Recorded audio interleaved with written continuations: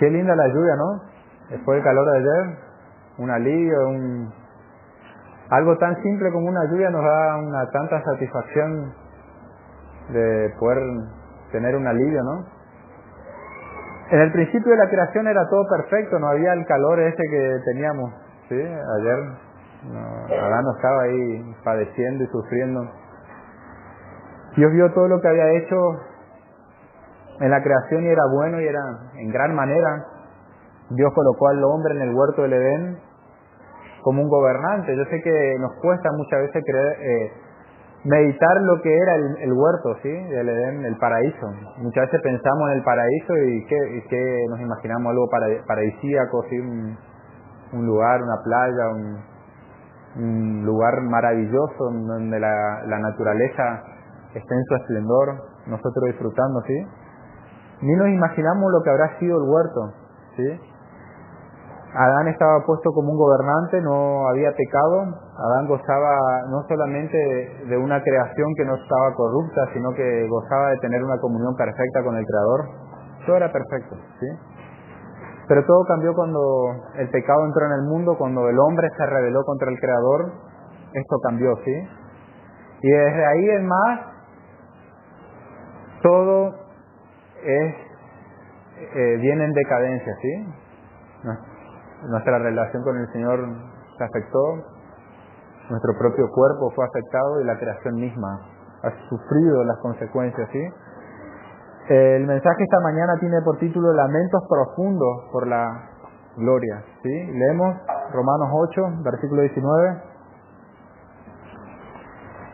Hay 3 secciones, si prestan atención, ¿sí? Vamos a leer el del 19. Gracias. Porque el anhelo ardiente de la creación es el aguardar la manifestación de los hijos de Dios. Porque la creación fue sujetada a vanidad, no por su propia voluntad, sino por causa del que la sujetó en esperanza. Porque también la creación misma será libertada de la esclavitud de la corrupción a la libertad gloriosa de los hijos de Dios. Porque sabemos que toda la creación gime a una, y a una está con dolores de parto hasta ahora. La segunda sección, versículo 23 dice, y no solo ella, sino que también nosotros mismos, que tenemos las primicias del Espíritu, nosotros también gemimos dentro de nosotros mismos, esperando la adopción, la redención de nuestro cuerpo. Porque en esperanza fuimos salvos, pero la esperanza que se ve no es esperanza porque lo que alguno ve, ¿a qué esperarlo? Pero si esperamos lo que no vemos, con paciencia lo aguardamos, ¿sí? Tercera sección, versículo 26. Y de igual manera el Espíritu nos ayuda a nuestra debilidad, pues que hemos de pedir como conviene no lo sabemos. Pero el Espíritu mismo intercede por nosotros con gemidos indecibles. Mas el que escudriña los corazones sabe cuál es la intención del Espíritu, porque conforme a la voluntad de Dios intercede por los santos, ¿sí? Y el versículo 18 vemos que comienza porque, o sea, viene hablando, o comprendemos de acuerdo al contexto, que viene hablando de la gloria, ¿sí? Por lo tanto, esta argumentación que continúa o que nos desarrolló ahora, es que la gloria que será revelada es tan maravillosa, es tan magnífica, que toda la creación está esperando con anhelo, ¿sí? Nosotros estamos esperando ardientemente y el Espíritu Santo también se une a nosotros. Y si nosotros vemos, hay 3 gemidos, ¿sí? La creación, versículo 22, nosotros, versículo 23, el Espíritu Santo, versículo 25, los 3 gimen como con dolor de parto, ¿sí? Anticipando esperanzadamente el nacimiento de la gloria prometida, ¿sí? Están como con dolores de parto hasta que nazca esa gloria prometida. ¿Y a qué se refiere con gemir o con gemidos? ¿A qué hace referencia en el original? Como dice MacArthur, es una expresión de angustia debido a un dolor físico, emocional o espiritual. Estos gemidos constituyen un lamento profundo por una condición dolorosa, insatisfactoria o deplorable, un clamor por pedir liberación de una experiencia torturante. ¿Sí? clamar por pedir liberación, pero es un dolor con esperanza, ¿sí? Como podríamos decir, un dolor con esperanza, ¿sí? Ya vamos a ver más al respecto.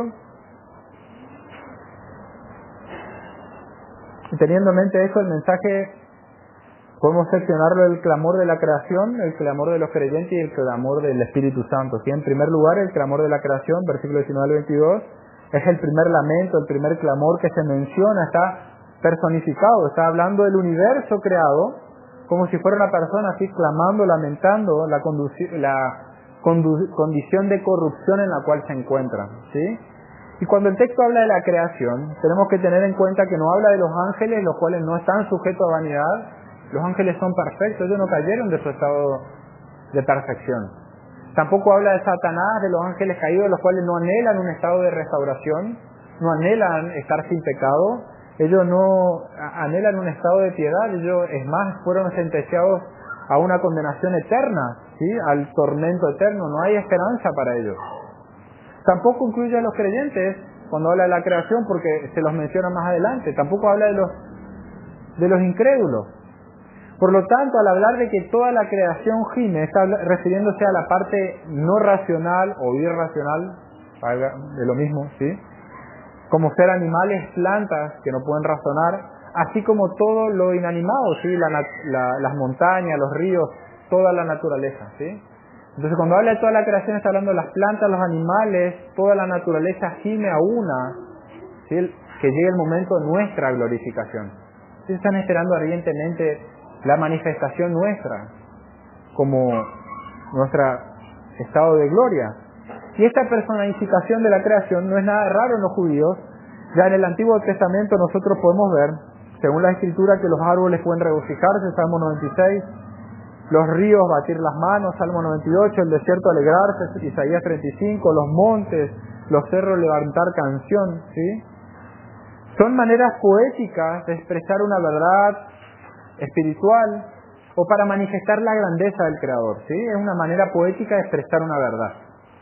Por lo tanto, en Romanos, esa personificación de la creación, como está utilizando un medio poético y poderoso para poder expresar la esperanza de la redención final, que no solamente va a ser afectada o no solamente va a ser restaurado el hombre, sino que la creación misma, ¿sí? Es una manera poética de expresar que no solamente el hombre va a ser restaurado y nada más, y va a quedar en un estado de deterioro, sino que toda la creación, los animales, las plantas, toda la naturaleza también va a ser restaurada, ¿sí? Por eso anhela ardientemente nuestra manifestación. Y volviendo al texto 19, podemos ver que expresa esa esperanza de redención final al decir: el anhelo ardiente de la creación es aguardar la manifestación de los hijos.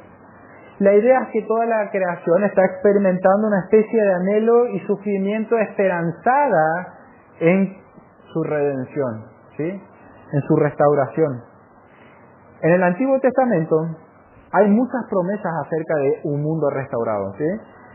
Isaías 65:17 dice: porque he aquí que yo crearé nuevos cielos, nueva tierra, y de lo primero no habrá memoria, ni más vendrá el pensamiento, ¿sí? O sea, los judíos tenían ya de manera anticipada un tiempo glorioso cuando ya todo dolor, toda opresión, toda esclavitud, la ansiedad, la tristeza, la persecución terminarían por completo. Luego el Señor establecería su reino perfecto de paz y de justicia. Eso es algo que los judíos lo tenían por promesa, ¿sí? Ellos vivían esperanzados en ese momento glorioso donde ya no habría más sufrimiento. Esperaban el cumplimiento, la venida de su rey, ¿sí? Ahora, ¿por qué la naturaleza y los animales dice que esperan nuestra redención? Y esto es debido a que el destino de la naturaleza, de los animales, de las plantas, está íntimamente ligado al nuestro, es inseparable al nuestro, ¿sí? El que la sujetó a maldición también la sujetó a esperanza, ¿sí? La creación entera anhela ardientemente, dice la revelación de los hijos de Dios, porque dicho evento va a significar también gloria para sí misma. Hemos de tener en cuenta que no fue por su propia causa, es decir, que no fue por culpa de los animales, la culpa de las plantas o la naturaleza, que ellos fueron corruptos. Ellos no cayeron en un estado de corrupción culpa de sí mismos, por algo que ellos hayan hecho. Fue culpa nuestra. O sea, ella fue sujetada por causa de nuestro pecado, pero el que la sujetó es Dios, ¿sí? El Creador.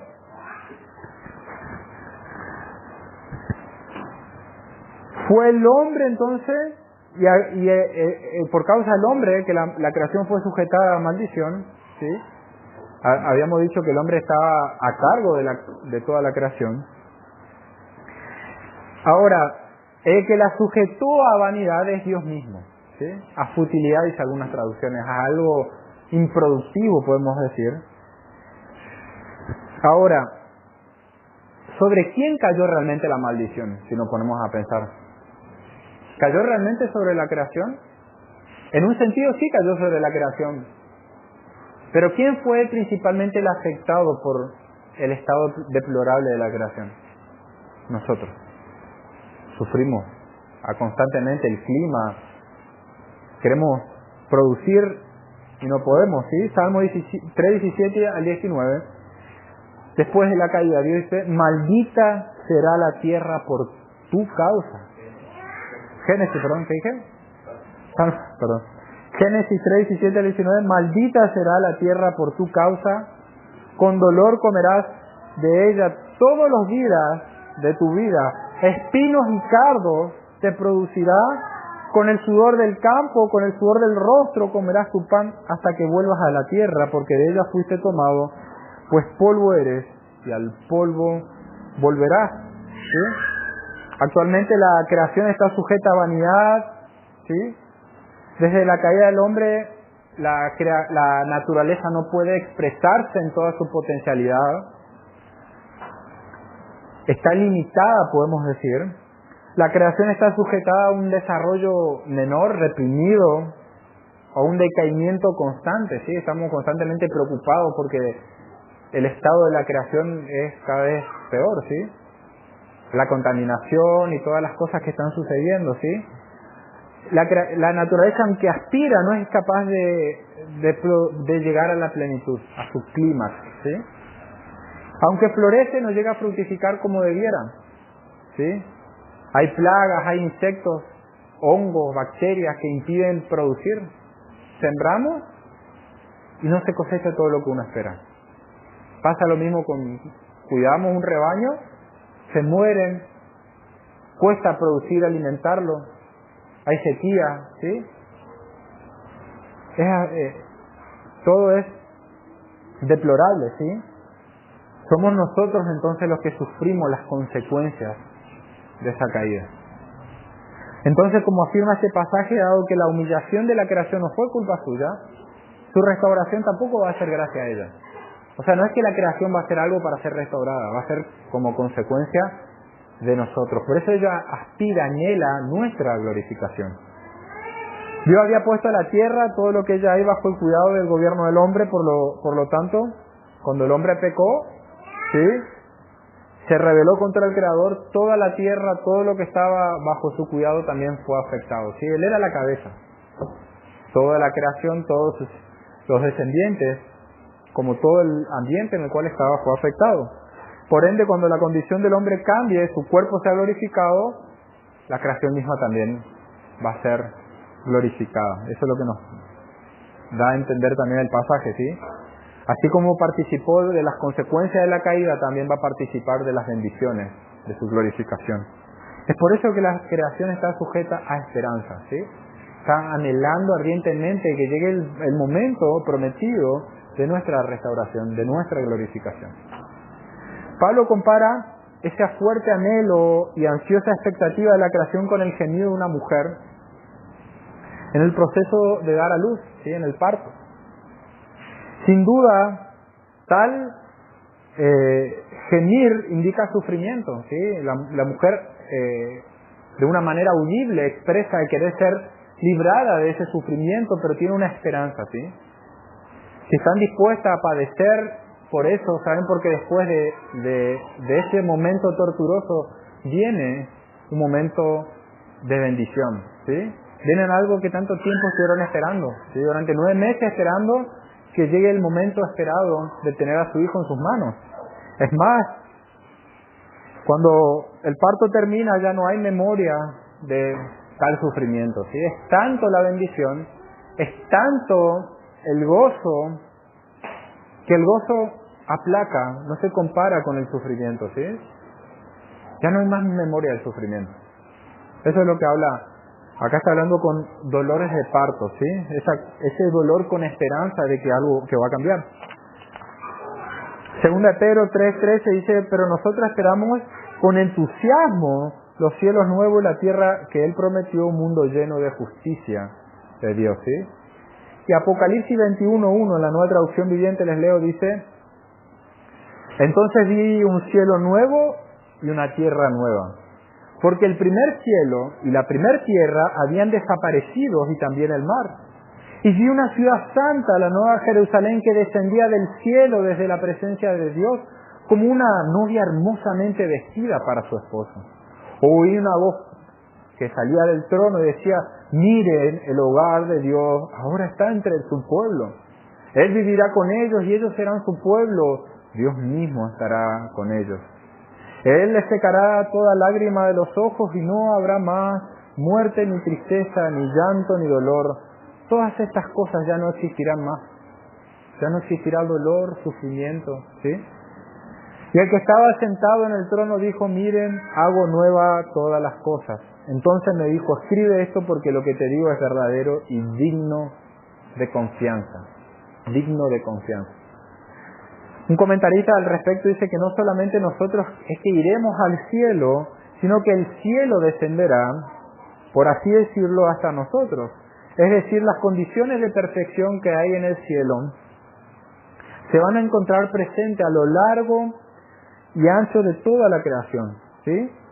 De todo el universo gloriosamente restaurado, con la presencia misma de Dios, ¿sí? La promesa de restauración en Isaías, dice Isaías 11:6, morará, fíjense la armonía que habla, ¿sí? Morará el lobo con el cordero, el leopardo con el cabrito, se acostará el becerro y el león y la bestia doméstica andarán juntos y un niño lo pastoreará. La vaca y la osa pacerán, sus crías se echarán juntas y el león como el buey comerán paja. El niño de pecho jugará sobre la cueva del áspid y el recién destetado extenderá su mano sobre la cueva de la víbora. No habrá mal ni dañarán en todo mi santo monte, porque la tierra será llena del conocimiento de Dios como las aguas cubren al mar. Cuán gloriosa es la esperanza que tenemos de la restauración. Un cielo nuevo, una tierra nueva con el cielo mismo, ¿sí? Con la presencia misma de Dios. Dijimos que la mayor herencia que nosotros tenemos y la esperanza más grande que tenemos es Dios mismo. Ahora, la redención de esta creación no va a ocurrir hasta que nuestra restauración ocurra, ¿sí?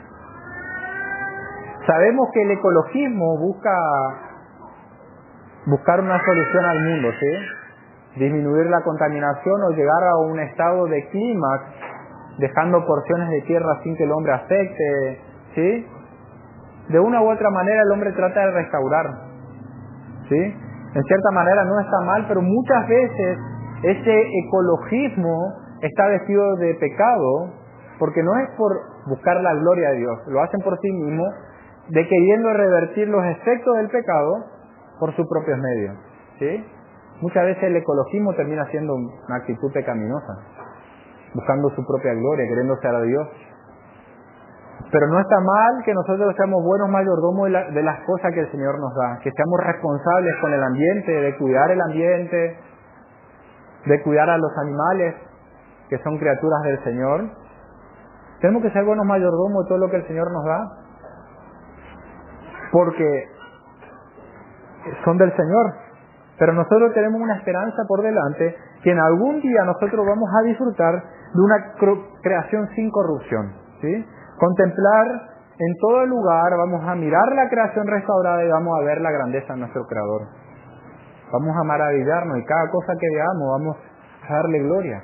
Si ahora nosotros vemos algo contemplamos las cataratas o vemos algo y maravillamos del Creador. Imaginen lo que será en aquel momento. El segundo lugar, el clamor de los creyentes, del versículo 23 al 25, aquí se menciona que nosotros también gemimos mientras esperamos la adopción, la redención final de nuestros cuerpos. Nosotros tenemos la primicia del Espíritu Santo. O sea que el Señor ya nos dio un adelanto de la herencia, pero aún así, a pesar de que nosotros tenemos un adelanto de esa restauración final, aún así nosotros, a pesar de haber recibido tanto, aún así también anhelamos. Gemimos dentro de nosotros esperando aún más. Cuando nosotros experimentamos el poder del Espíritu Santo obrando en nosotros, que nos lleva a abandonar la iniquidad, a abandonar el pecado, a adorarle al Señor, a obedecer, a amar al Señor, con cuánto anhelo nosotros más esperamos que llegue algún día poder hacerlo en toda la plenitud, ¿sí? ¿Cuánto más deseamos ese momento glorioso? De acuerdo a la sensibilidad que nosotros tenemos al pecado que Dios nos ha dado, nosotros también gemimos dentro de nosotros ese momento, ¿sí? Esa sensibilidad que nosotros tenemos al pecado nos lleva a anhelar ardientemente también, gemir dentro de nosotros, que llegue el momento de ya ser librados. Cuando queremos hacer la voluntad de Dios y nos encontramos que el pecado está en nuestros cuerpos, anhelamos tener un cuerpo que no sea así. Cuando pasamos desánimo, depresión, sufrimos, padecemos, ¿cómo no anhelar ese momento que ya no haya más tristeza, ni angustia, ni dolor? El lamento de Pablo, este es el lamento de Pablo en Romanos 7:24, así miserable en mí, ¿quién me va a librar de este cuerpo de muerte? Él quiere hacer el bien, pero se encuentra que el mal está en su cuerpo. Segunda de Corintios 5:4 dice: asimismo nosotros, que estamos en este tabernáculo, gemimos con angustia, porque no quisiéramos ser desnudados, sino revestidos para que lo mortal sea absorbido por la vida. Si en el contexto, el gemido está relacionado con un deseo de ser transformado y revestido. Fíjense, este texto en la Nueva Traducción Viviente da un poquito más claridad y dice: mientras vivimos en este cuerpo terrenal, gemimos y suspiramos, ¿sí? 2 Corintios 5:4. Pero es que no queremos morir y deshacernos de este cuerpo que nos viste. Más bien queremos ponernos nuestro nuevo cuerpo para que este cuerpo que muere sea consumido por la vida, ¿sí? No es que simplemente queremos deshacernos, queremos tener un nuevo cuerpo. Mientras sigamos en este cuerpo terrenal, nunca vamos a poder experimentar por completo la finalización de nuestra corrupción. Nuestro cuerpo aún está sujeto a vanidad, es sensible, es susceptible al pecado. Aún así tenemos que seguir batallando contra el pecado que mora en nuestros cuerpos. En sí, la nueva naturaleza que hay en nosotros, el haber nacido de nuevo, nos ayuda a anhelar ese momento de tener un cuerpo nuevo. La culminación de nuestra salvación, ¿se acuerdan cuál es? ¿En qué termina nuestra salvación? Comienza con nuestra justificación y termina con la glorificación, ¿sí? Esta glorificación es ahora en realidad solamente una esperanza, ¿sí? Es una esperanza. No la tenemos, esperamos, anhelamos. Y eso es lo que dice el versículo 24, porque en esa esperanza fuimos salvados, pero la esperanza que se ve ya no es esperanza, que es cómo esperar algo que ya se tiene. No lo tenemos, esperamos, anhelamos, es una esperanza que tenemos. En otras palabras, en esta vida nosotros no podemos esperar que vayamos a experimentar la realidad de nuestra glorificación, sino únicamente tenemos la esperanza de esa glorificación. La esperanza que nosotros tenemos por delante no es un simple deseo de que las cosas simplemente cambien, ¿sí? No es con incertidumbre como los incrédulos que tienen esa esperanza de que su situación económica cambie, o que su vida cambie, o esperar sin sentido, sin firmeza. Nosotros no es que simplemente deseamos que las cosas cambien. Nosotros nos basamos en las promesas de Dios. Por eso nuestra esperanza es firme. La esperanza que tenemos está basada en la palabra de Dios. Nuestra esperanza no incluye la posibilidad de perder nuestra salvación, sino consiste en una garantía de que el Señor mismo va a salvarnos. No nos vamos a perder.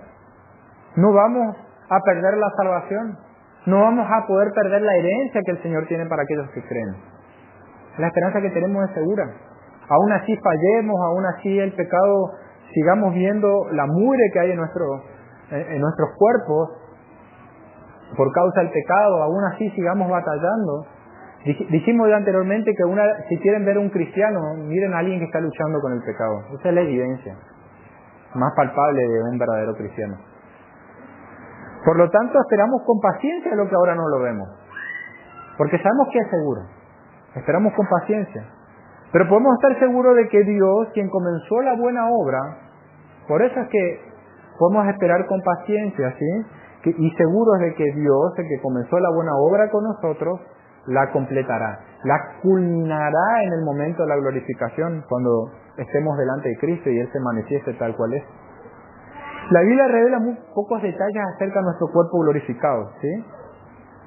Romanos 6:5 dice, porque si fuimos plantados juntamente con Él en esperanza de su muerte, así también seremos en su resurrección, ¿sí? Filipenses habla que se transformará nuestro cuerpo de humillación y será semejante al cuerpo suyo de gloria, por el poder con el cual también sujetará así todas las cosas. Y si miramos cómo va a ser nuestro cuerpo, nosotros podemos mirar a cómo fue el cuerpo de Cristo desde que Él resucitó y hasta que ascendió. Cristo tenía un cuerpo glorioso. Hay muchos detalles acerca de su cuerpo, o algunos detalles podemos decir, y aunque nuestro cuerpo redimido será algún día como el de Cristo, como dice Filipenses, no sabemos cómo será exactamente hasta que nosotros nos encontremos completamente cara a cara a nuestro Salvador. Pero algo que sí nos habla Romanos, y algo de que sí es primordial que sepamos y que estemos plenamente convencidos, es que el énfasis es que nuestro cuerpo resucitado, sin importar la forma, sin importar la apariencia, sin importar las capacidades que pueda tener, es que estará absolutamente libre de pecado y estará lleno de justicia e inmortalidad. Eso es lo que tenemos que estar seguros de la esperanza que tenemos de un cuerpo glorificado. ¿Sí? Un cuerpo absolutamente libre del pecado, lleno de justicia e inmortalidad. Ahora, ¿cuál es el anhelo en tu vida? ¿Qué estás anhelando? ¿Cómo respondes ante las aflicciones? Cuando decae tu esperanza, cuando el pecado está a la puerta, cuando te das cuenta que no respondes como deberías responder, cuando fallas en aquellas cosas que sabes que no tenés que fallar, ¿cómo respondes? ¿En arrepentimiento y con esperanza de que algún día eso termine? Nosotros podemos tener una confianza en la esperanza futura, aunque enfrentemos aflicciones, aunque la vida que tenemos por delante es difícil, sabemos que nuestra esperanza está en la gloria venidera. Y esto nos motiva a nosotros a vivir con valentía y confianza en el Señor. Nosotros fuimos creados para disfrutar de Dios. Dios quiere que ahora disfrutemos de Él. Él nos ha dado el adelanto del Espíritu Santo para que ahora podamos disfrutar de Él. El propósito de Dios es que disfrutemos de Él. Este disfrutar de Dios se hace en armonía o en comunión con Él. Pero algún día, en aquel momento glorioso, nosotros vamos a disfrutar en toda su plenitud. Ahora podemos disfrutar con muchas limitaciones. Es como que saboreamos nada más, apenas. Pero en aquel día vamos a disfrutar en toda su plenitud. Pero el Señor quiere que ahora, que nada te prive de disfrutar del Señor ahora. Ni las tribulaciones, ni la angustia, ni el sufrimiento, ni la vida dura que te toque vivir, ni las circunstancias difíciles te quiten o te priven de poder disfrutar de Él ahora. Y finalmente el clamor del Espíritu Santo, versículo 26 al 27, vemos que de igual manera, así como nosotros y la creación gemimos de la redención final de esa corrupción y de la contaminación del pecado, así también el Espíritu Santo. El Espíritu Santo nos anhela ardientemente, ¿sí? Él también gime hasta que llegue el final de esa restauración de nuestros cuerpos y del reino eterno. A causa de lo que queda en nuestra corrupción, nuestra susceptibilidad al pecado, nuestra duda, el Espíritu Santo nos ayuda a nuestra debilidad. Dice el versículo 26 que Él nos ayuda a nuestras debilidades. No son debilidades específicas, sino habla de nuestra condición humana en general. Él nos ayuda a nuestra debilidad. El punto es que incluso luego de llegar al conocimiento de la verdad y de haber nacido de nuevo, aún tenemos debilidad espiritual. Aún somos débiles. En muchos aspectos somos débiles. Ahora, cuando llevamos una conducta moral, cuando hablamos la verdad, cuando testificamos al Señor, cuando hacemos algo verdaderamente valioso, una buena obra, tenemos que saber que es por el poder del Espíritu Santo que obra en nosotros, pues nosotros somos débiles. El Espíritu Santo nos provee todo lo que nosotros necesitamos para ser hijos fieles, eficaces y somos protegidos por Él. Vivir bajo el poder del Espíritu Santo, bajo la llenura del Espíritu Santo, ser lleno del Espíritu Santo, hablábamos el contexto entre Efesios y Colosenses de ser lleno de la palabra. Si vives una vida llena del Espíritu Santo, vas a poder experimentar el gozo y poder disfrutar del Señor. Y vas a poder contar con todo lo necesario para poder hacer frente, ¿sí? Él produce en nosotros el querer como el hacer por su buena voluntad. Ahora, esto no quiere decir que Él produce en nosotros el querer como el hacer. No quiere decir que vamos a caer en negligencia, como podemos ver, ayer estudiamos con los chicos, la confesión de fe en el capítulo 16 dice que no por eso vamos a volvernos nosotros negligentes, como si nosotros no estuviéramos obligados a cumplir el deber alguno aparte de un impulso especial del Espíritu, sino que debemos ser diligentes en ayudar la gracia de Dios que está en nosotros. Que el Espíritu Santo influya o obre en nosotros no quiere decir que vamos a ser negligentes y no vamos a obrar, ni nos vamos a esforzar y vamos a decir, si no hago buena obra es porque el Espíritu no obra. No. Nuestra confesión de fe afirma que eso no es así, es un error y es un pecado. Y es peor no querer obrar que incluso las buenas obras que no son de agrado del Señor hechas por los incrédulos. Esa es nuestra confesión de fe. Es tan desagradable para el Señor caer en la negligencia, nosotros conociendo la verdad, que aquellos impíos que tratan de hacer buenas obras para su propia gloria, ¿sí? Lo cual es despreciable. Fíjense cuán desagradable es al Señor que nosotros caigamos en negligencia. Debido a nuestras perspectivas imperfectas, nuestra mente finita, nuestra fragilidad humana, limitaciones espirituales, nosotros no estamos en condiciones de poder pedir de manera absolutamente conforme a la voluntad de Dios. Con frecuencia, nosotros ni estamos al tanto de que existen ciertas necesidades. Y a pesar de que con sinceridad oremos fervientemente o con regularidad, muchas veces ni estamos enterados de cuál es la voluntad de Dios para los hermanos para los cuales oramos. Pero el Espíritu Santo que mora en nosotros, en nuestro interior, intercede por nosotros para presentar nuestras necesidades delante de Dios, incluso cuando nosotros no sabemos cuáles son esas necesidades firmemente o cuando oramos sin tener la sabiduría suficiente, ¿sí? Esa es la garantía que tenemos. Fíjense cómo nos anhela el Señor o cómo nos protege cuando Jesús le dice a Pedro que Satanás ha pedido zarandearlo, pero él rogó para que no le falte la fe. Fíjense que el Señor intercediendo por Pedro como un sumo sacerdote, Pedro no solamente demostró que su fervor por el Señor no era tanto, que ante simplemente 3 personas que cuestionaron su fe, él ya la estuvo negando ante la opresión. Él no era como, su fervor por el Señor no era tanto, aún así el Señor lo restauró. ¿Cuánta consuelo nos transmite esto? ¿Sí? Cuán glorioso es saber que nuestra seguridad espiritual está en la fidelidad del Señor. Él es fiel en sostenernos. Y el texto nos dice que el Espíritu Santo intercede con gemidos indecibles. Y acá hay un punto para aclarar, porque muchas veces, para decir, Hechos hablaban en otras lenguas, y muchos pentecostales hablan de que esto es hablar en lenguas angelicales o extrañas o difíciles, hablan con gemidos indecibles, dicen, o como que no lo podemos entender.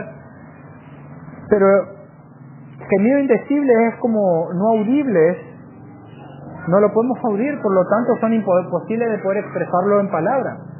O sea, estos gemidos no es el hablar en lengua, no es algo incomprensible, no es algo irracional o algo que nosotros simplemente hacemos para impresionar al Señor. Estos gemidos es una comunicación intertrinitaria para que podamos comprender la intensidad del clamor que el Espíritu Santo hace ante el Padre por nosotros. No es cualquier cosa. No lo escuchamos, no es audible, no hay un sonido, pero el Espíritu Santo está dentro de nosotros clamando. Y tenemos que estar seguros de que el Padre entiende perfectamente, aunque no hay algo audible, el Padre lo sabe. ¿Sí? Dios el Padre sabe cuál es la intención del Espíritu, dice el versículo 27. ¿Sí? El que escudriña los corazones, o sea, el Dios el Padre, sabe cuál es la intención del Espíritu. Por lo tanto, el Padre entiende perfectamente esos gemidos del Espíritu. Y continúa diciendo el versículo 27, porque conforme a la voluntad de Dios, o sea, conforme a su voluntad, a la voluntad del Padre, intercede por los santos. O sea, el Espíritu Santo está intercediendo ante el Padre conforme a la voluntad misma del Padre, porque la voluntad del Padre, del Hijo, del Espíritu Santo es la misma. Ellos son uno en esencia y en voluntad. No podemos separar, no es que tienen voluntades diferentes o esencias diferentes, son uno. Por lo cual, esto debería darnos ánimo, tanto el Padre como el Hijo y el Espíritu Santo, siempre que han sido uno en esencia y en voluntad, aunque parezca algo incomprensible a nosotros de que se comunican uno a otro, ¿sí? Hay una intercesión divina por nosotros, ¿sí? Cristo como gran sumo sacerdote, el Espíritu Santo intercediendo. Si no fuera por la obra sustentadora del Espíritu Santo, de Cristo, del Padre, a favor de los creyentes, tanto Satanás como los falsos maestros, sus falsos maestros, podrían engañarnos fácilmente y perderíamos la salvación a cada instante si no fuera por ellos. Entonces, nuestra herencia en los cielos es una garantía firme, ¿sí? Que tenemos de glorificación, es algo seguro. Si hay algo que deja claro Romanos 8, es la obra del Espíritu Santo. No sé si prestaron atención. Antes casi no habló, pero Romanos 8 menciona muchas veces el Espíritu Santo. La obra de Él, en nuestra justificación, en nuestra santificación. Por eso Romano comienza con nuestra santificación y finaliza que no va a haber separación. Nadie nos va a poder separar de Él. Tenemos una esperanza firme. Entonces, por lo tanto, reconocer que el Espíritu Santo intercede por nosotros nos lleva a depender más de Él. Esto nos lleva a depender en nuestra vida diaria. ¿Y cómo se manifiesta que dependemos del Señor? ¿Cómo manifestás que dependés del Señor? Simplemente diciendo al Señor nos va a ayudar, orando, intercediendo. Cuando nosotros reconocemos nuestra debilidad, que no podemos ser los padres que deberíamos ser, los esposos que deberíamos ser, los miembros que deberíamos ser, los cristianos que deberíamos ser, y clamamos al Señor que nos ayude, estamos demostrando que dependemos del Espíritu Santo. No podemos cambiar a nuestro cónyuge, y muchas veces lo queremos hacer con nuestra fuerza y nos frustramos. ¿Cómo lo hacemos? ¿Se frustran o no? Muchas veces lo hacemos por nuestra propia fuerza, pero la dependencia del Espíritu Santo es clamar al Señor. Clamar al Señor. En eso se manifiesta que nosotros dependemos de Él. Somos motivados diariamente a cultivar esa relación, batallando con el pecado que hay en nosotros. Efesios nos exhorta a no contristar al Espíritu Santo que mora en nosotros. El Espíritu nos anhela ardientemente. Él nos permite disfrutar de Dios ya en el presente, y el cual nos anhela tanto que no quiere que nosotros perdamos esta bendición. Por eso nos anhela, y dice la exhortación es: no contristéis al Espíritu Santo. No seas negligente en tu vida. Tienes que mortificar la carne, mortifica tu carne. Tienes que sacrificarte por tener un momento de comunión con el Señor es difícil, hacelo. Tenés que levantarte antes, dormir menos, hacelo. Hay una mortificación de la carne por cultivar esa relación con el Señor, de tener un momento de leer en las Escrituras, meditar en la palabra. Hay que mortificar la carne. No le van a hacer el deseo ferviente que van a levantarse con todas las ganas. La carne tira para abajo, ¿sí? Pero es mortificar la carne. Deseamos fervientemente que nuestros cuerpos sean restaurados, pero en el presente tenemos la bendición de poder gozar, la bendición de tener una relación ya con el Señor. La vida eterna ya está en nosotros, porque ya podemos conocerla al Señor. Aunque aún no en su plenitud, aún así lo podemos hacer. Por lo tanto, el desafío es poner nuestras miradas en Cristo. Y si alguien que escucha el mensaje aún no conoce a Cristo, o uno puede tener esta esperanza firme, o esta seguridad, el desafío, o la exhortación, o el ánimo de las Escrituras es que reconozcan sus pecados, que puedan reconocer sus debilidades, y que puedan venir al Salvador. Cristo no echa fuera a nadie. Él no reprende a nadie. Él no considera a nadie como insignificante. Cuanto más nos humillamos, más seremos exaltados, porque mayor será el poder de Dios en nosotros. Oramos. Dios Padre, gracias por Cristo. Por Él y por la obra de tu Espíritu Santo podemos acercarnos con confianza, sabiendo que tú te places al escucharnos, al socorrernos. Estás deseoso, Señor, de manifestar toda tu gloria a nosotros, Señor. Que en el presente podamos también disfrutar de ti, Padre. Te alabamos porque tú desde antes de la creación has planificado un tiempo glorioso. Un tiempo maravilloso, Señor. Cosas que la mente humana, dice Pedro, no pueden expresarlo con palabras. Es imposible expresar con palabras. No se puede. Pero anhelamos, con la esperanza firme, Señor, de que un día llegará ese momento. Ven, Cristo. Anhelamos que tu Hijo Cristo venga pronto a rescatarnos. Te anhelamos ardientemente que ese momento venga, Padre. En el nombre de Cristo Jesús. Amén.